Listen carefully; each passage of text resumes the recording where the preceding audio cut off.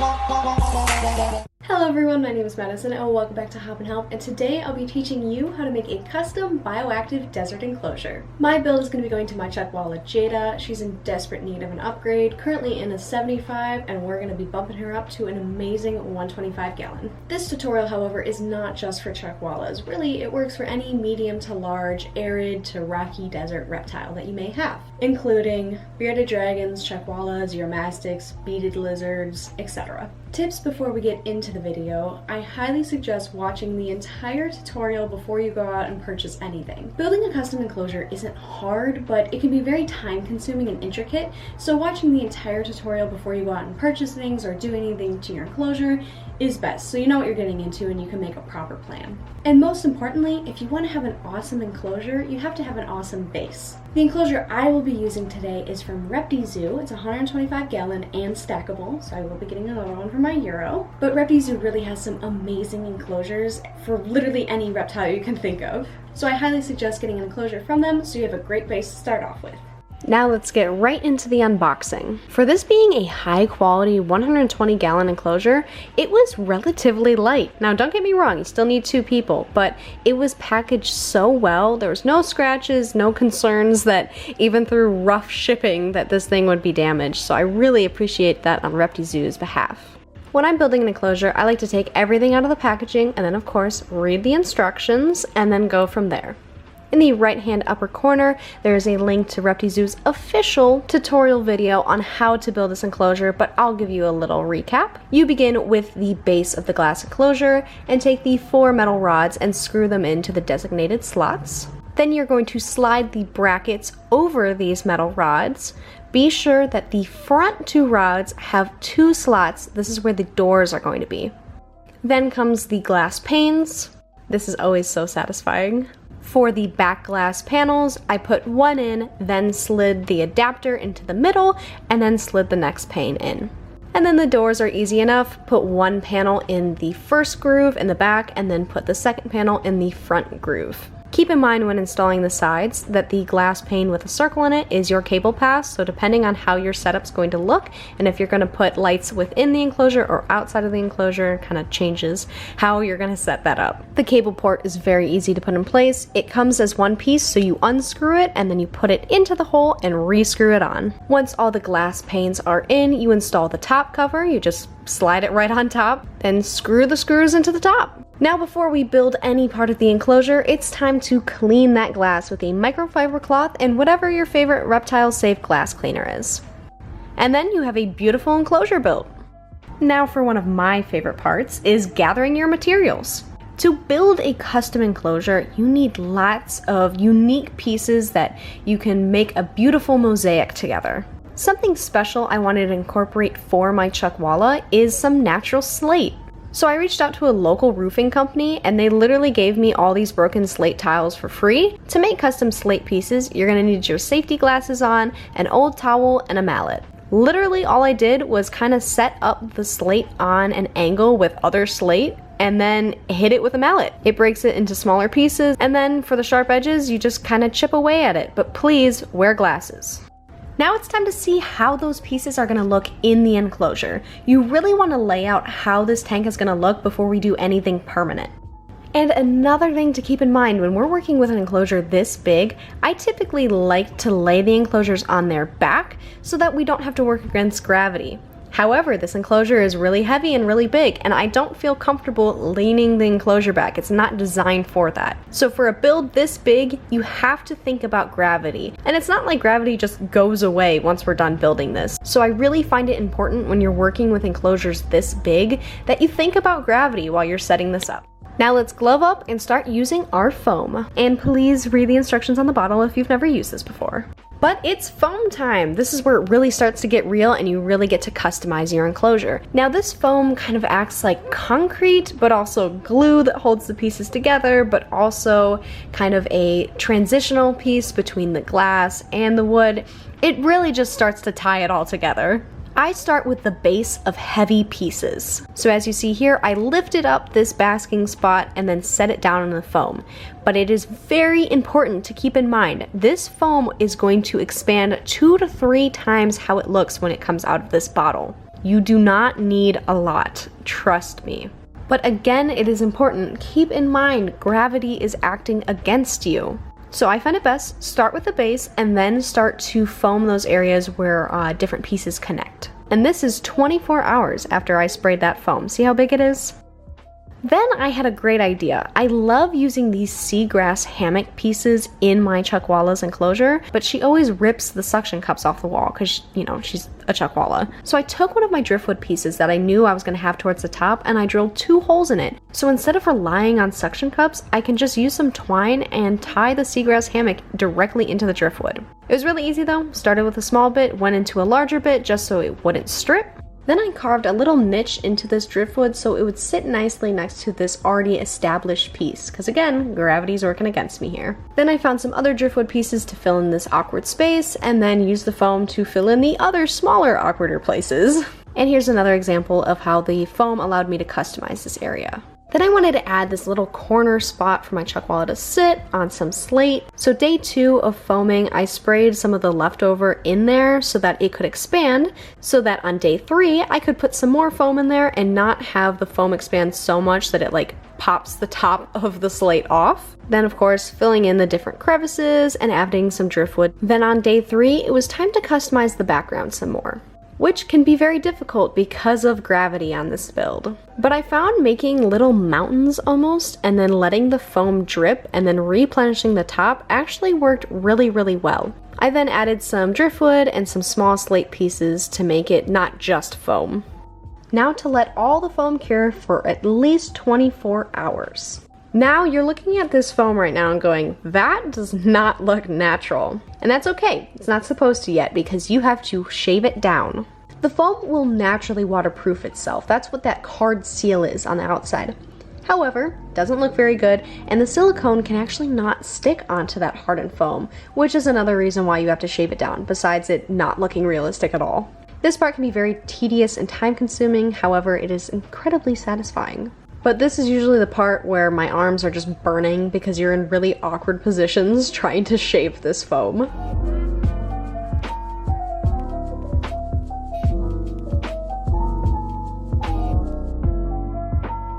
But once you're done, it's time to clean it up. I prefer a shop vac, but I didn't have a cord outside my balcony, so I had to use this vacuum. But either works, you just have to get all those little pieces of foam out and any debris that might have fallen off some of the driftwood.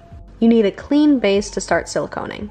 Now it's time to seal and make it real. All the products I use in the build will be listed below, but this is the best silicone to use that's not like an aquarium silicone, which is double the price. Then you'll need a substrate of choice, and of course our favorite, gloves. Then you'll just pop the silicone into the dispenser and get started. So how I like to go about siliconing is I will line the edge, fill the center in just a little bit, doesn't have to be completely full, and I'll just kind of mush it all together with my finger. I use my right hand glove to mush in the silicone, and then I use my left hand to push the substrate in. Then I grab a new glove for my right hand and just continue the process. But again, gravity is working against you. I particularly use this higher up piece to demonstrate what to do because it was kind of a perfect example. However, I had to vacuum up sand then to do the bottom parts. So when you're going to silicone with a tank that's standing upright like this build, start at the bottom because then it doesn't matter if more sand from the top gets put onto that silicone. It's already there. However, you don't want sand on the fresh foam. For the substrate, doesn't have to be sand, doesn't have to be rocks, etc. A lot of people just use Eco Earth, and I use that for all of my tropical builds. However, I wanted something that was a little bit more natural to my chuckwala's natural environment. And using sand in this way is actually really awesome for a diverse amount of animals because it's not loose, so they can't eat it, they can't ingest it because it's actually pushed into the sealant. So you can use this for bearded dragons to make it look more natural because they literally can't consume it. But really the main things when you're using this silicone to keep in mind is, gravity's working against you, go from top to bottom. You're gonna go through a lot of gloves. Trust me, you don't want to use the same silicone glove over and over again to mush it in because you're just gonna get it everywhere. And most importantly, why I was doing this outside on my balcony is because silicone smells so bad. It's like dyeing Easter eggs when you're a little kid, but 20 times worse. So when you're using the silicone, please do it somewhere in a heavily ventilated place. Outside in your garage with both doors open, not inside, trust me, it's very strong. Then let it cure for 24 hours or until the smell is gone.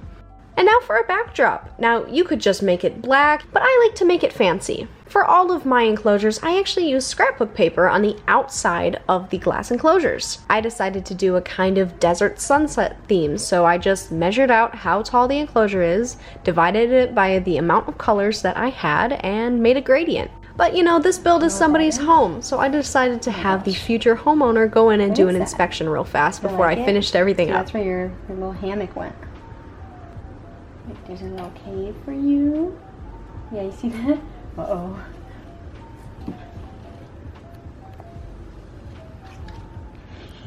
We're not gonna get her out of this.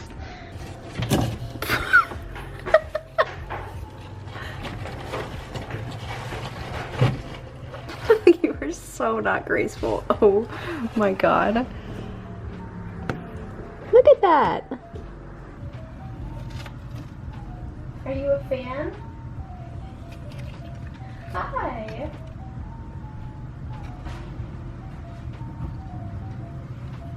So cool, isn't it? It's gonna be all yours tomorrow.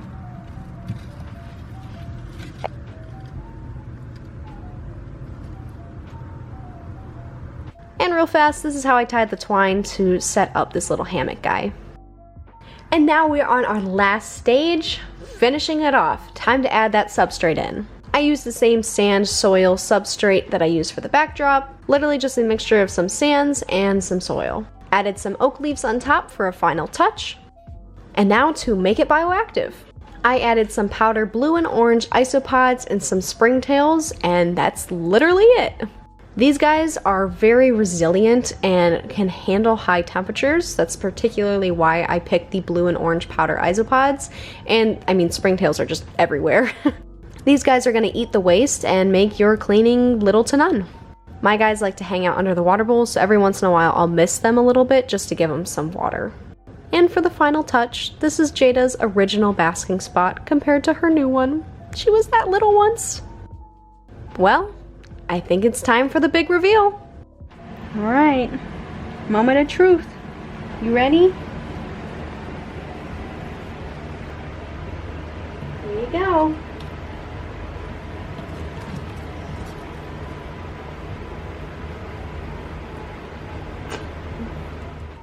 I am so incredibly happy with how this enclosure turned out, and this simply would not be possible without the amazing enclosure that I received from Reptizoo.